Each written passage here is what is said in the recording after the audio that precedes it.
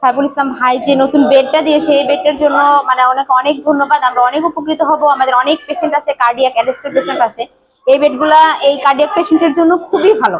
মানব সেবার ধারাবাহিক কার্যক্রমের অংশ হিসেবে রামগঞ্জ উপজেলা স্বাস্থ্য কমপ্লেক্সে রোগীদের স্বাচ্ছন্দ্যের কথা বিবেচনা করে একটি আধুনিক ও ডিজিটাল বেড উপহার দিয়েছেন রামগঞ্জ উপজেলার সম্ভাব্য মেয়র প্রার্থী ফ্রান্স বিএনপির সাবেক কোষাধ্যক্ষ জাতীয়তাবাদী ছাত্রদলের সাবেক ছাত্রনেতা সাইফুল ইসলাম। সাইফুল ভাইকে অসংখ্য ধন্যবাদ এই ধরনের একটা বেড আমাদের হসপিটালকে গিফট করার জন্য। আমরা পেশেন্টকে পজিশন নিয়ে রাখতে পারি, এই জন্য পেশেন্টের জন্য অনেক অনেক উপকারী হয়।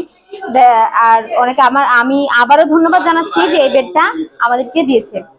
রোগীদের হাসপাতালের চিকিৎসাধীন অবস্থায় যাতে আরও আরামদায়কভাবে শুয়ে থাকা এবং প্রয়োজনে অনুযায়ী বেডের অবস্থান পরিবর্তন করতে পারেন সে বিষয়টি বিবেচনা করে আধুনিক ও ডিজিটাল বেডটি দেওয়া হয়েছে। কারণ এই বেডটার যে উপকারিতা, এই উপকারিতাটা একটা উপজেলা লেভেলের মানুষজন সহজে পাইতে পারে না। এই বেডে সবচেয়ে বেশি বেডসোর রোগীরা, তারপরে হচ্ছে যাদের একবারে বেড রিডেন, হাঁটতে পারে না, চলতে পারে না, চলাফেরা করতে পারে না, সেই ধরনের রোগীদের ক্ষেত্রে আমরা এই ধরনের পোর্টেবল বেড ব্যবহার করতে পারি। আইসিইউর বেডের এখানে উঁচা নিচা করা যায়, তারপরে রিমোট কন্ট্রোল সিস্টেম, এই সিস্টেমটা থাকার কারণে আমরা যে কোনো সহজভাবে রুগীকে বিভিন্ন ধরনের পজিশনিং করতে পারি। তারপরে হচ্ছে রুগীকে আমরা যে ফিডিং করানো দরকার, অনেক অনেক রুগীর এনজিটিভ করানো থাকে, তাদেরকে আমরা সেই পজিশনে নিয়ে খাবার খাওয়াতে পারি, যে কোনো ধরনের প্রসিজার করতে পারি। সাইফুল ইসলাম বলেন, অসুস্থ অসহায় হাসপাতালদের ভর্তি থাকা রোগীদের জন্য আরামদায়ক পরিবেশ অত্যন্ত গুরুত্বপূর্ণ। তাই রোগীদের স্বাচ্ছন্দ্যের কথা চিন্তা করেই এই বেড উপহার দেওয়ার উদ্যোগ নেওয়া হয়েছে। পর্যায়ক্রমে রামগঞ্জ উপজেলা স্বাস্থ্য কমপ্লেক্সে রোগীদের সুবিধার্থে আরও আধুনিক ও আরামদায়ক বেড সহ প্রয়োজনীয় সামগ্রী দেওয়ার কার্যক্রম অব্যাহত রাখার পরিকল্পনা রয়েছে।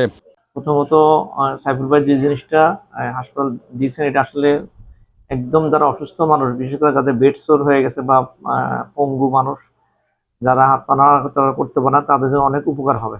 কারণ হচ্ছে এই ধরনের বেড পাওয়ার কারণে ওই আপনার রুগীদের পিছনে সাধারণত ঘা হয় না। তা আমি এই জন্য সাইফুল ভাইকে খুব আন্তরিকভাবে ধন্যবাদ জানাচ্ছি। এর আগে সাইফুল ইসলাম সার্বিক তত্ত্বাবধানে স্মার্ট ফাউন্ডেশনের উদ্যোগে রামগঞ্জে অসহায় দরিদ্র দুস্থ মানুষের জন্য বিনামূল্যে চিকিৎসা সেবা ও ঔষধ বিতরণ কার্যক্রম পরিচালিত হয়ে আসছে।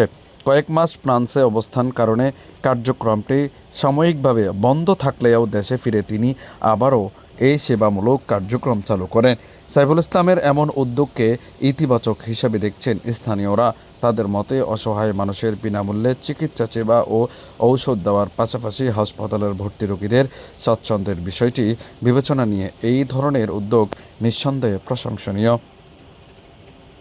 আমি আশা করি ওনার এই ধরনের অবদান আরো সচল লাগবে, এবং আমি এটুকু আশা করি যে ওনাকে দেখে যদি অন্য কেউ অনুপ্রাণিত হয়, এটা আসলে আমাদের হাসপাতালের জন্য অনেক ভালো হবে আর কি।